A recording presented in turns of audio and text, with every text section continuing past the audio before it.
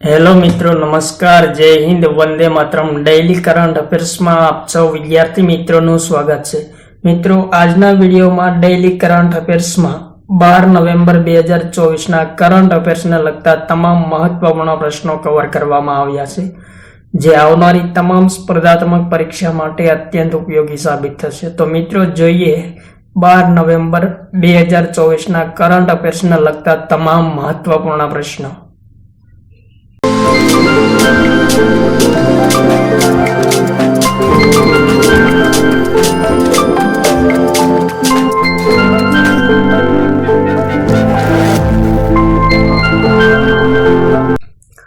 પ્રશ્ન પહેલો. તાજેતરમાં ભારતીય નૌસેનાની પનડુબ્બી INS વેલા કયા દેશમાં 3 દિવસીય યાત્રા માટે પહોંચ્યું છે? Oman, Sri Lanka, Indonesia, Columbia. Important પ્રશ્ન મિત્રો. જવાબ થશે શ્રીલંકાના કોલંબો ખાતે INS વેલા તાજેતરમાં 3 દિવસીય યાત્રા માટે પહોંચ્યું છે. ત્યારબાદ આગળનો પ્રશ્ન. તાજેતરમાં ભારત અને ઓસ્ટ્રેલિયા વચ્ચે સંયુક્ત સૈન્ય અભ્યાસ ઓસ્ટ્રા હિંદનું આયોજન ક્યાં કરવામાં આવ્યું છે? મહારાષ્ટ્ર, ગુજરાત, રાજસ્થાન, કેરળ. જવાબ થશે મિત્રો મહારાષ્ટ્ર રાજ્યમાં ઓસ્ટ્રા હિંદ સૈન્ય અભ્યાસનું આયોજન કરવામાં આવ્યું છે. આયોજન ક્યારે થયું? તો મિત્રો 8 થી 21 નવેમ્બર દરમિયાન આયોજન કરવામાં આવ્યું છે અને મહારાષ્ટ્રમાં પુણે ખાતે આયોજન કરવામાં આવ્યું છે.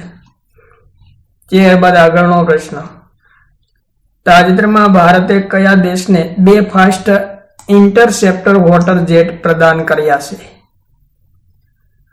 જવાબ થશે મિત્રો મોઝામ્બિક દેશને ભારતે 2 ફાસ્ટ ઇન્ટરસેપ્ટર વોટર જેટ પ્રદાન કર્યા છે. મોઝામ્બિક દેશની રાજધાની કઈ છે? તો માપુટો છે. પ્રધાનમંત્રી એડ્રિયન માલેયાન છે. રાષ્ટ્રપતિ ફિલિપ ન્યુસી છે. ત્યારબાદ આગળનો પ્રશ્ન. તાજેતરમાં પ્રસિદ્ધ હિન્દુસ્તાની સંગીતકાર પંડિત રામ નારાયણનું મુંબઈમાં 96 વર્ષની વયે અવસાન થયું છે. તે કયા વાદ્ય સાથે સંકળાયેલા હતા? તબલા, સારંગી, વાંસળી, પિયાનો. ઇમ્પોર્ટન્ટ પ્રશ્ન મિત્રો. 96 વર્ષની વયે અવસાન થયું છે પ્રસિદ્ધ હિન્દુસ્તાની સંગીતકાર પંડિત રામ નારાયણનું. જવાબ થશે મિત્રો પંડિત રામ નારાયણ ચારંગી વાદ્ય સાથે સંકળાયેલા હતા. કયા રાજ્યના છે? તો મિત્રો રાજસ્થાનના છે, મેવાડ પ્રાંતના, અને જેમને પદ્મ વિભૂષણ અને સંગીત નાટક અકાદમી પુરસ્કાર પણ પ્રાપ્ત થયેલા છે. ત્યારબાદ આગળનો પ્રશ્ન. તાજેતરમાં ઉત્તરાખંડ રાજ્યનો કેટલામો સ્થાપના દિવસ મનાવવામાં આવ્યો છે? ઇમ્પોર્ટન્ટ પ્રશ્ન મિત્રો. 23, 25, 27, 29. તો જવાબ થશે મિત્રો તાજેતરમાં ઉત્તરાખંડનો 25મો સ્થાપના દિવસ મનાવવામાં આવ્યો છે.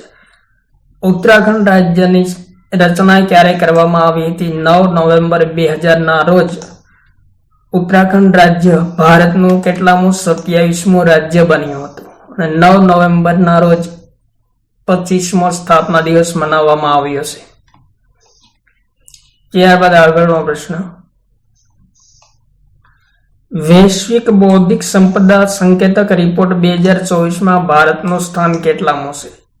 3, 4, 5 અને 6. ઇમ્પોર્ટન્ટ પ્રશ્ન મિત્રો. વૈશ્વિક બૌદ્ધિક સંપદા સંકેતક રિપોર્ટમાં ભારતનું સ્થાન કેટલામું છે વર્ષ 2024માં? તો જવાબ થશે ભારતનું સ્થાન 6 છે. ત્યારબાદ આગળનો પ્રશ્ન. ભારતની પ્રથમ ડિજિટલ જનસંખ્યા ઘડિયાળનું ઉદ્ઘાટન ક્યાં કરવામાં આવ્યું છે? ઇમ્પોર્ટન્ટ પ્રશ્ન મિત્રો. ભારતની પ્રથમ ડિજિટલ જનસંખ્યા ઘડિયાળનું ઉદ્ઘાટન ક્યાં કરવામાં આવ્યું છે? તો બેંગલુરુ ખાતે ભારતની પ્રથમ ડિજિટલ જનસંખ્યા ઘડિયાળનું ઉદ્ઘાટન કરવામાં આવ્યું છે.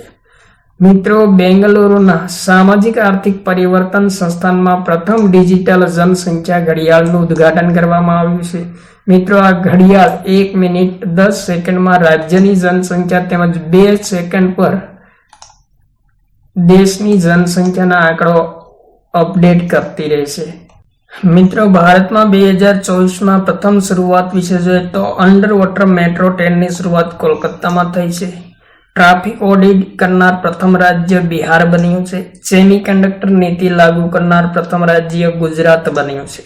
સ્કિલ ઇન્ડિયા સેન્ટરનું ઉદ્ઘાટન ક્યાં કરવામાં આવ્યું છે તો ઓરિસ્સા ખાતે સૌપ્રથમ વખત કરવામાં આવ્યું છે. આયુર્વેદિક કેફેની શરૂઆત ક્યાં કરવામાં આવી છે તો નવી દિલ્હી ખાતે કરવામાં આવી છે. ડ્રાઈવરલેસ મેટ્રો ટ્રેનની શરૂઆત પ્રથમ વખત બેંગ્લોર ખાતે કરવામાં આવી છે. અને સમાન નાગરિક બિલ પસાર કયા રાજ્યમાં કરવામાં આવ્યું છે તો ઉત્તરાખંડ રાજ્યમાં પ્રથમ વખત સમાન નાગરિક બિલ પસાર કરવામાં આવ્યું છે. ત્યારબાદ આગળનો પ્રશ્ન, federation of India chambers of commerce and ઇન્ડસ્ટ્રીના નવા અધ્યક્ષ તરીકે કોને નિયુક્ત કરવામાં આવ્યા છે તો જવાબ થશે હર્ષવર્ધન અગ્રવાલને federation of Indian chambers of commerce and ઇન્ડસ્ટ્રીના નવા અધ્યક્ષ તરીકે નિયુક્ત કરવામાં આવ્યા છે. ત્યારબાદ આગળનો પ્રશ્ન, તાજેતરમાં ભારતના કયા રાજ્યમાં વિશ્વ પ્રસિદ્ધ પુષ્કર મેળાની શરૂઆત થઈ છે? ઇમ્પોર્ટન્ટ પ્રશ્ન મિત્રો. જવાબ થશે રાજસ્થાન રાજ્યમાં ભારતના પ્રસિદ્ધ અને વિશ્વના પ્રસિદ્ધ પુષ્કર મેળાની તાજેતરમાં શરૂઆત થઈ છે. આયોજન કયા સ્થળે થયું છે તો અજમેરના પુષ્કર ખાતે આયોજન કરવામાં આવ્યું છે. આયોજન ક્યારે કરવામાં આવ્યું છે તો 9 થી 15 નવેમ્બર દરમિયાન આયોજન કરવામાં આવ્યું છે. અને વિશેષતા શું છે તો ઊંટની ખરીદ વેચાણની પ્રક્રિયા મેળામાં થતી હોય છે.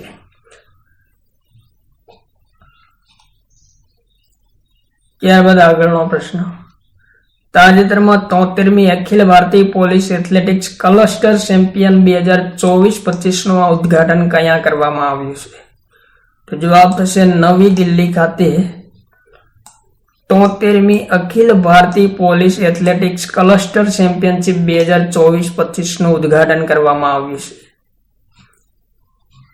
ત્યારબાદ આગળનો પ્રશ્ન, FIS હોકી સ્ટાર એવોર્ડ 2024 સમારોહમાં કયા ભારતીય ગોલકીપરને best goalkeeper of the year પ્રાપ્ત થયો છે? જવાબ થશે PR શ્રીજેશને best goalkeeper of the year award પ્રાપ્ત થયો છે.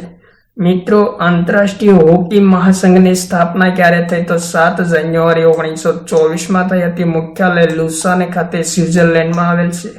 અધ્યક્ષ કોણ છે તો તૈયબ ઇકરામ છે.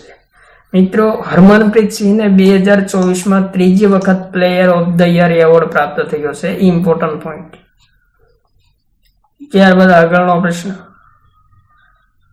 તાજેતરમાં શાંતિ અને વિકાસ માટે વિશ્વ વિજ્ઞાન દિવસ ક્યારે મનાવવામાં આવ્યો છે તો જવાબ થશે 10 નવેમ્બરના રોજ શાંતિ અને વિકાસ માટે વિશ્વ વિજ્ઞાન દિવસ મનાવવામાં આવ્યો છે. મિત્રો, સમાજમાં વિજ્ઞાનની ભૂમિકા અને વૈશ્વિક શાંતિ તેમજ સતત વિકાસ માટે વિજ્ઞાનના મહત્વપૂર્ણ યોગદાન માટે 2001થી યુનેસ્કો દ્વારા 10 નવેમ્બરને શાંતિ અને વિકાસ માટેના વિશ્વ વિજ્ઞાન દિવસ તરીકે મનાવવાની ઘોષણા કરવામાં આવી હતી. ત્યારબાદ આગળનો પ્રશ્ન, તાજેતરમાં ભારતના પ્રથમ AFC beach soccer level 1 coaching કોર્સનું આયોજન ક્યાં કરવામાં આવ્યું છે? વિશાખાપટ્ટનમ, પોરબંદર, કંડલા, ચેન્નઈ. જવાબ થશે મિત્રો પોરબંદર ખાતે ભારતના પ્રથમ AFC beach soccer level 1 coaching કોર્સનું આયોજન કરવામાં આવ્યું છે. ત્યારબાદ આગળનો પ્રશ્ન, તાજેતરમાં અમેરિકાના 44મા રાષ્ટ્રપતિ કોણ બન્યા છે તો જવાબ થશે ડોનાલ્ડ ટ્રમ્પ એ અમેરિકાના તાજેતરમાં 47મા રાષ્ટ્રપતિ બન્યા છે. મિત્રો, ડોનાલ્ડ ટ્રમ્પ પ્રથમવાર રાષ્ટ્રપતિ ક્યારે બન્યા હતા તો વર્ષ 2016માં બન્યા હતા અને બીજી વખત 2024માં બન્યા છે. અમેરિકામાં મિત્રો કુલ સીટો કેટલી છે સંસદની તો 538 છે, જેમાં રિપબ્લિક પાર્ટીને કેટલીક 277 સીટ પ્રાપ્ત થઈ છે. ને રાષ્ટ્રપતિ માટે કેટલી સીટની જરૂરિયાત હોય છે તો 270 સીટની જરૂરિયાત હોય છે. વિપક્ષ પાર્ટી ડેમોક્રેટિક પાર્ટીને કેટલી સીટો પ્રાપ્ત થઈ તો 224 સીટો પ્રાપ્ત થઈ છે. ત્યારબાદ આગળનો પ્રશ્ન, તાજેતરમાં ભારતના કયા રાજ્યમાં વિશ્વ પેરાગ્લાઇડિંગ પ્રતિયોગિતાનું આયોજન કરવામાં આવ્યું છે? ઉત્તરાખંડ, હિમાચલ પ્રદેશ, અરુણાચલ પ્રદેશ, જમ્મુ કાશ્મીર.